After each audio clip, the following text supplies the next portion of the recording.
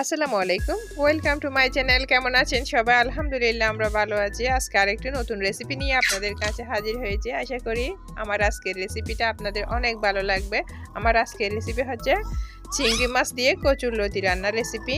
আশা করি এই রেসিপিটা সবার পছন্দ। তো পুরো রেসিপি দেখার জন্য অবশ্যই পুরো ভিডিও দেখতে হবে, স্কিপ না করে। তো এখানে আমি প্রথমে কচুরলতিগুলো ভালো করে ছিলে নিচ্ছি। এখন কচুরলতিগুলো ছিলে নেওয়া হয়ে গেছে। আমি আপনারা যাতে বুঝতে পারেন সেই জন্য কীভাবে ছিলে নিছি সেটা দেখাইছি। তো এখন আমি কচুরলতিগুলো একটু লবণ দিয়ে মেখে ভালো করে ক্লিন করে নেব। আর এদিকে নিয়েছি আমি চিংড়ি মাছ। এখানে আমি 250 গ্রাম থেকে একটু কম আছে এতটুকু পরিমাণ চিংড়ি মাছ নিয়েছি। চিংড়ি মাছগুলো একটু বড় বড় নিয়েছি, কারণ এরকম বড় চিংড়ি মাছ দিয়ে কচুরলতি রান্না করলে এটা অনেক মজা হয়।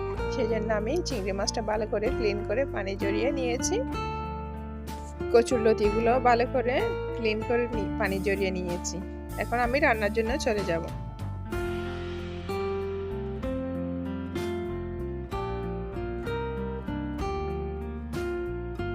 আর এদিকে আমি পেঁয়াজ কেটে নিয়েছি, রসুন কেটে নিয়েছি, একটু করে আদা কুচি নিয়েছি, আর 3টা কাঁচামরিচ নিয়েছি। এখানে আদা আর রসুন আমি একটু একটু ব্যবহার করেছি। আর নিয়েছি টমেটো একটা কুচি করে, ধনেপাতা কুচি করে, আর 2 পিস লেবু।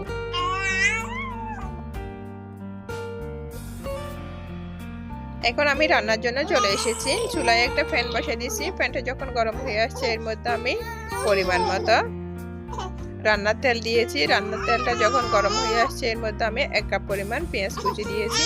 পেঁয়াজ কুচি যতক্ষণ না নরম হচ্ছে আমি ততক্ষণ পর্যন্ত ওয়েট করব, একটু নেড়ে ছেড়ে দিব।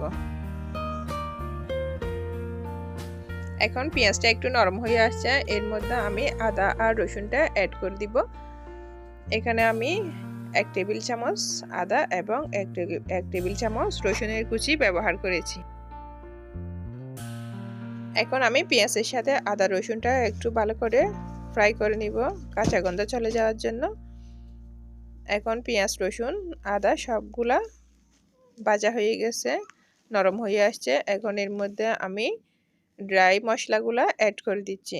প্রথমে আমি হলদের গুঁড়া, ধনিয়া গুঁড়া, জিরা গুঁড়া অ্যাড করে দিচ্ছি, এবং এর সাথে আমি একটু কারি পাউডারও ইউজ করেছি, এবং আমার একটা জাদুকরি মশলা যেটা বলি আমার হাতে বানানো মশলা, আমি সেটাও অ্যাড করেছি 1 টেবিল চামচ। এবং এর সাথে আমি অ্যাড করেছি 1 টেবিল স্পুন মরিচের গুঁড়া। সব মশলা দেওয়ার পর আমি এর সাথে একটু করে পানি অ্যাড করে দিব, কারণ পানি না দিলে মশলাটা পুড়ে যাবে, খেতে ভালো লাগবে না। সেই জন্য আমি একটু করে পানি দিয়ে এটা একটু ভালো করে কষাই নিব।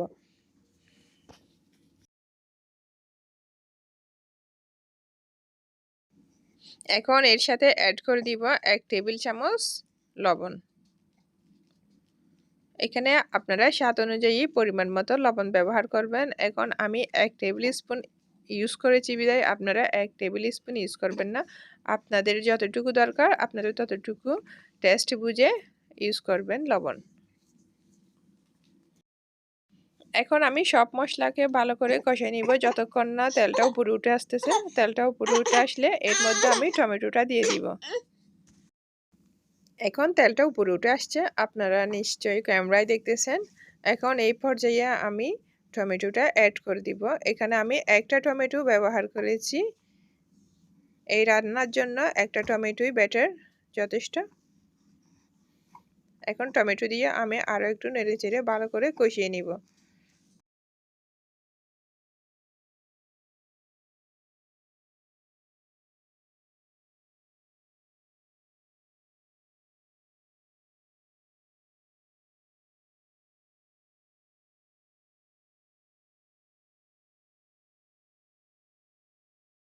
এখন টমেটোটা কষানো হয়ে গেছে, তেলটাও উপরে উঠে আসছে। এই পর্যায়ে আমি চিংড়ি মাছটা অ্যাড করে দিচ্ছি টমেটোর সাথে।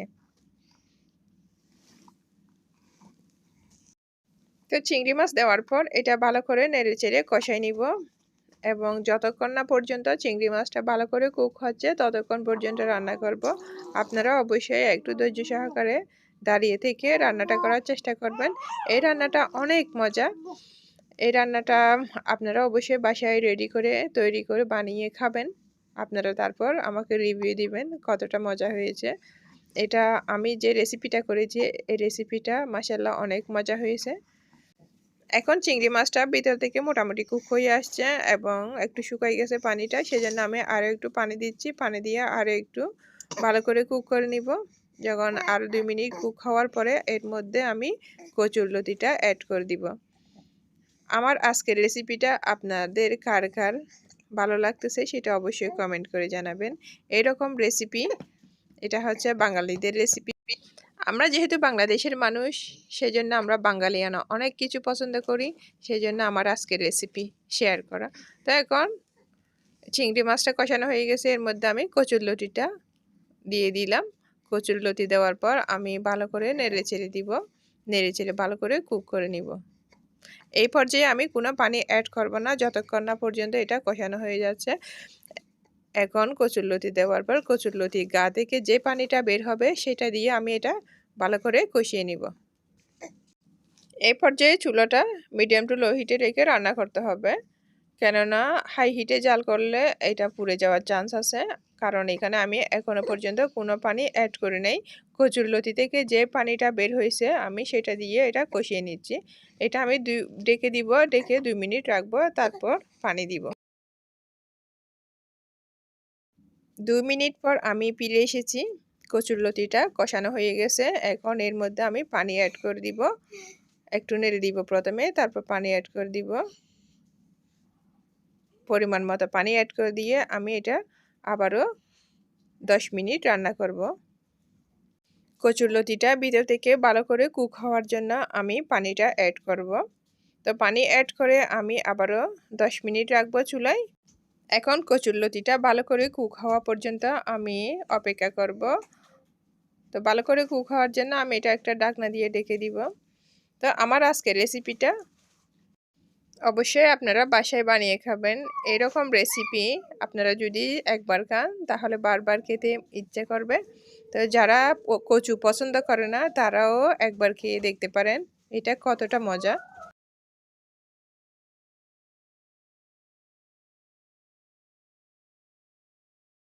এখন কচুরলতিটা ভালো করে কুক হয়ে আসছে। আমি 10 মিনিট রান্না করার পর তো এখন এর সাথে আমি ধনিয়া পাতা ছিটিয়ে দিব এবং 3টা কাঁচামরিচ অ্যাড করে দিব। আপনারা যদি ঝাল বেশি পছন্দ করেন সেক্ষেত্রে কাঁচামরিচগুলো কেটে দিতে পারেন। আমি ঝাল কম পছন্দ করি বিধায় আমি কাঁচামরিচগুলো আস্ত রেখেছি, কেটে দিব না। তো এখন এখানে আমি ধনিয়া পাতা ছিটিয়ে দিয়েছি এবং কাঁচামরিচও দিয়ে দিচ্ছি এবং এর সাথে আমি 2 পিস লেবুর রসও দিয়ে দিচ্ছি, কারণ কচুরলতিতে লেবু ইউজ করলে স্বাদ অনেক বেশি বেড়ে যায়, দ্বিগুণ হয়ে যায়। তো এখন আমি ডেকে 2 মিনিট রাখবো, তারপর চুলা থেকে নামিয়ে ফেলবো এবং কচুরলতির ফাইনাল লুক নিয়ে আপনাদের কাছে ফিরে আসবো। তো অপেক্ষা করুন, চলুন ফাইনাল লুক দেখে আসি। তা এখন আমি একটা বাটিতে নিয়ে নিচ্ছি আপনাদেরকে দেখানোর জন্য ফাইনাল লুকটা। তো এই রেসিপিটা অনেক ইয়ামি, আপনারা অবশ্যই বাসায় ট্রাই করবেন। তো আমার আজকের রেসিপিটা আপনাদের কেমন লেগেছে সেটা অবশ্যই কমেন্ট করে জানাবেন। যদি ভালো লাগে অবশ্যই একটা লাইক দিবেন। আমার আরও নতুন নতুন রেসিপি পেতে চাইলে অবশ্যই আমাকে কমেন্ট করে জানাবেন। তো সবাই ভালো থাকবেন, সুস্থ থাকবেন। আসসালামু আলাইকুম।